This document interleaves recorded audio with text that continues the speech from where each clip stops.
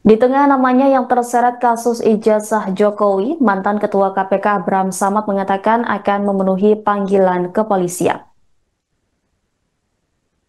Abraham Samad mengaku akan tetap memberikan kesaksiannya jika memang dipanggil oleh penyidik Polda Metro Jaya. Dia menegaskan hal itu semata-mata demi memberikan kejelasan terkait kasus ijazah Jokowi tersebut.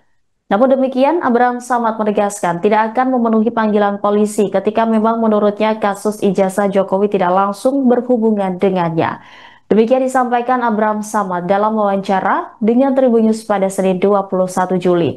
Dalam kesempatan yang sama, Abraham merasa heran ketika namanya dikaitkan dalam kasus ijazah Jokowi hingga disebut masuk dalam 12 orang terlapor di Polda Metro Jaya. Dia pun menduga dikaitnya dengan kasus ijazah Jokowi karena dirinya memiliki kanal YouTube bernama Abraham Samad Speak Up.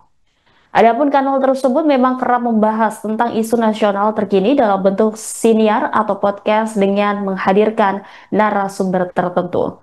Kasus ijazah Jokowi pun pernah dibahas oleh Abraham Samad dalam kanal YouTube miliknya dengan menghadirkan narasumber yaitu politisi senior PD Perjuangan Beator Suryadi pada 22 Juni lalu. Sementara Beator merupakan sosok yang sempat menyebut bahwa ijazah Jokowi adalah palsu dan dibuat di Pasar Pramuka Pojok, Jakarta Pusat.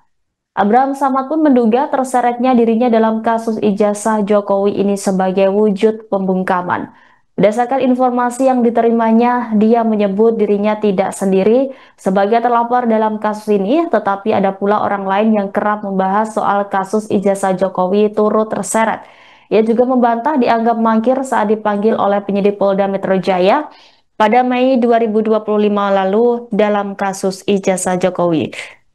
Dia mengaku tidak pernah menerima surat pemanggilan dari kepolisian.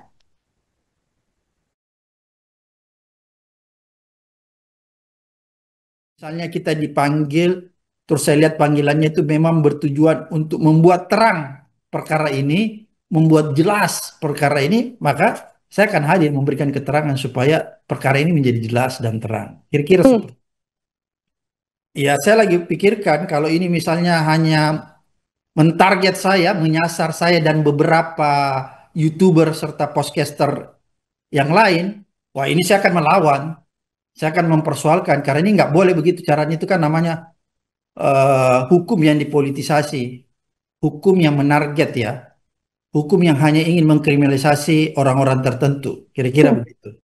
Download Tribun X sekarang, menghadirkan lokal menjadi Indonesia.